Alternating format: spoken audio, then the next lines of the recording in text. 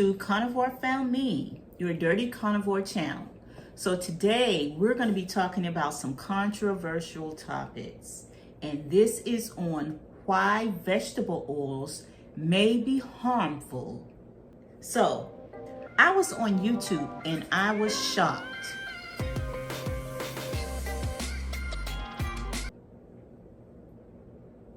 Let's find out.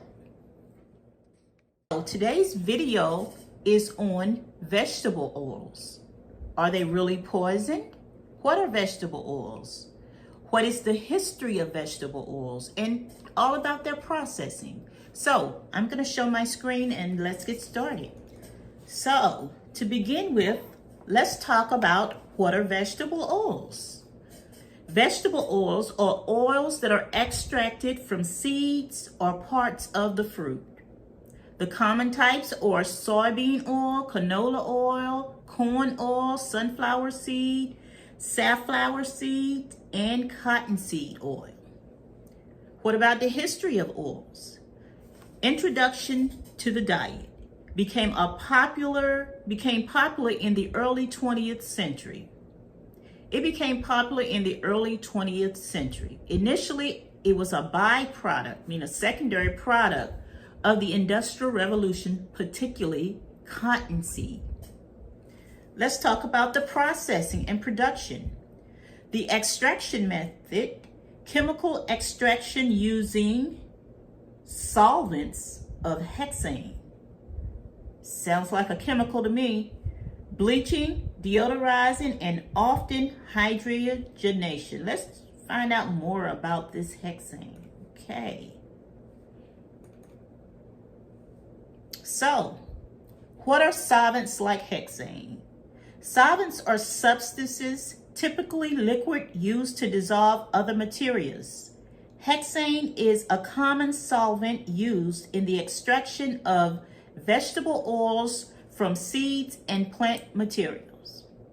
It's a chemical composition, a hydrocarbon and a chemical formula called C6H14. The properties: it is a colorless liquid with a slight odor. It is highly volatile and flammable, and it is effective at dissolving oils and fat due to its non-polar nature. Interesting. See. Okay, the use of extraction. So the extraction process: seeds are ground into a fine mill and then treated with hexane. Hexane dissolves the oil from the plant material. The separation process: the oil hexane mixture is heated. That's what the experts said. The heating process of this turns it into a poison and then evaporates the hexane, which is then condensed back into a liquid and reused. The remaining oil is further refined for consumption. Interesting. So now let's look at some health concerns. Okay, so we have toxicity. Inhaling hexane vapors can cause dizziness, nausea, headaches, and long-term exposure can lead to severe nervous system damage, including peripheral neuropathy, which a lot of people are having issues with neuropathy and inflammation and nerve damage. Nerve damage in the hands and feet. That's what a lot of people complain about. Ingestion. Swallowing hexane can cause gastrointestinal distress. That's your gut health, including nausea, vomiting, and abdominal pain.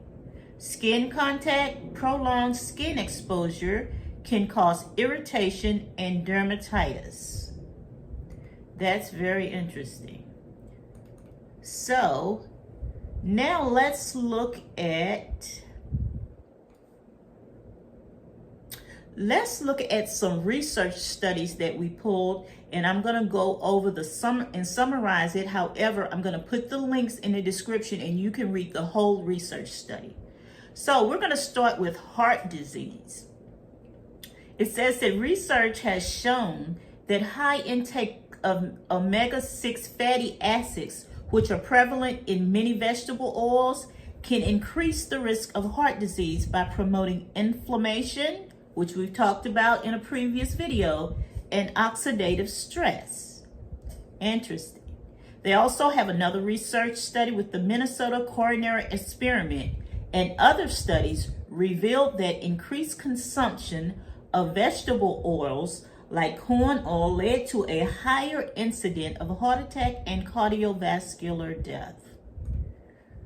Let's look at some more health issues. Cancer and nerve. Okay, here's a research study with the Los Angeles Veterans Administration study indicated that participants who increased their intake of vegetable oil were significantly more likely to die from cancer compared to those who did not. Neurological concern. This is another study. Studies in animals have shown that high consumption of certain vegetable oils, such as soybean oil, can lead to gene deregulation associated with neurological conditions like Alzheimer's disease, anxiety, and depression. What do we have next? Let's talk about stress and inflammation. So here's a study with 0-acre farms on oxidative stress and inflammation. It says linoleic acid, a major component of vegetable oils, is highly prone to oxidation, leading to the production of harmful free radicals.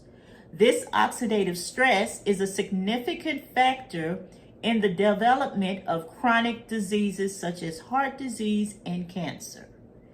And let's look at weight gain. Here's a study.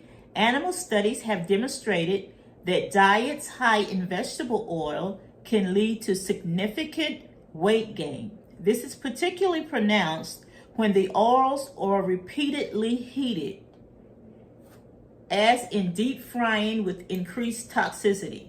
So that just goes to show that the process of creating the oil was a high temperature, so it's heated at that time, which causes poisons. We get it and we heat it again, and then sometimes if you reuse the oil, you're reheating it again. So what do we have next? So now that we've learned all that, let's look at some alternative choices. And this is basically for the carnivores. And in case I haven't shown you, and I always like to show you in each of my videos, I'm going to run up here all of the ailments that Carnivore has helped me with. So you'll get an opportunity to see this.